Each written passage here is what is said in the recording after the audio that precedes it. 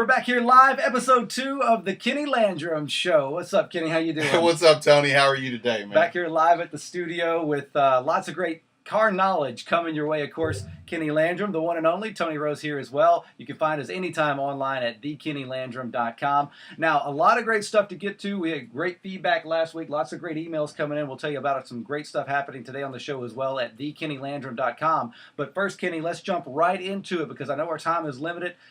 Let's get right into it with our topic today. What questions should you ask when you're looking for a pre-owned vehicle?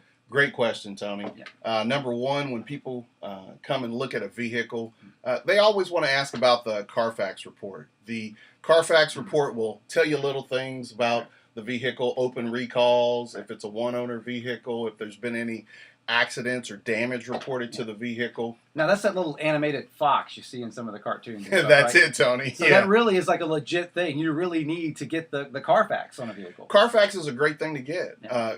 Everybody must remember, though, that that information is inserted by a human being. So human beings do make mistakes. All right. Keep that in mind. So what's another great tip? Ask about the previous owner's information. Right. I would go in the dealership, call the previous owner if available. Right. Ask them, maybe why they traded in the car and what they maybe traded it in for. Okay. Give me another good one here. There's about 5 crucial ones. And by the way, you can see all these and more at klandrum.com. What's the next one? I would ask the salesperson what type of investment the dealership has made in the vehicle. What do you mean by that? Well, what I mean by that is when a vehicle comes in, most dealerships, if they're reputable, they're going to run it through service. And as a salesperson, I would expect to be able to tell the customer, hey, I've changed the brakes, added new tires to the vehicle, Right. got a new battery in the vehicle.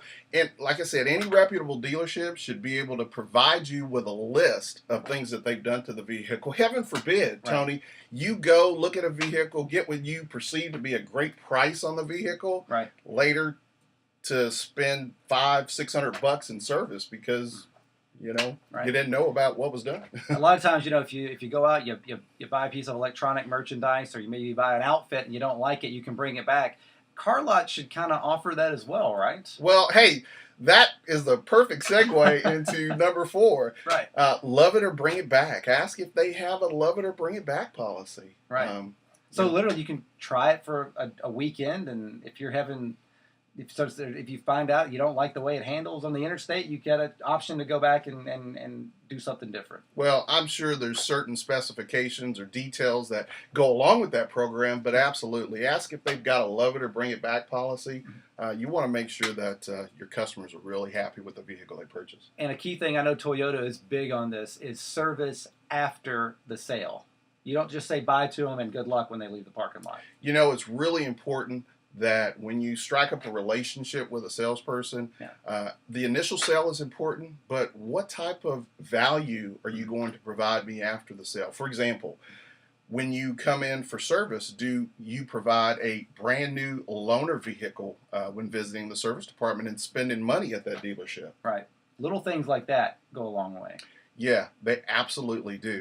I'd also, Tony, ask for third-party reviews like customer testimonials. Nowadays there's 1.6 dealerships that people visit when they're looking for the car. So they do a lot of online research. So ask for customer testimonials. Online reputation is really important. All right, there you go. Of course, you can find out more information, as always, at klandrum.com, klandrum.com. Let's go right to the email inbox. Submit it at klandrum.com. Today's question, Bob in Russellville, is there a best time of month to buy a car? Everybody always says there's always a special time of month. They got a sweet spot where they want to go buy a car. True or false? Well, let me share something with you, Tony. All right. The 1st of the month, the 30th of the month, I promise you, we are interested in selling you a vehicle, helping you own one. So it doesn't matter. You come in, if we can make a great investment in you, give you a good value for your trade and the vehicle you want to buy, we're going to sell it. A lot of stuff is always going on at klandrum.com. Tell us what's happening at the website today. If you go to the website, you'll be able to take a look at my 10 easy tips for buying a new or used vehicle. Just scroll down, put your email address in, and I'll send you some information. Also, when you submit a question, you could be winning a gift card as well. Today, Bob is getting a $15 gift card to Starbucks. Pretty cool. Go to thekinnylandrum.com. Also, that phone number you see on your screen, 270-779-2819. You're always going to answer that line when somebody calls you. Absolutely. Call or text me anytime.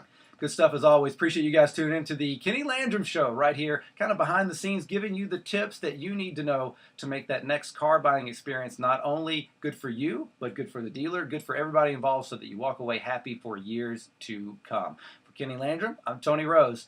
Make sure you tune in next week for the next episode of the Kinny Landrum Show.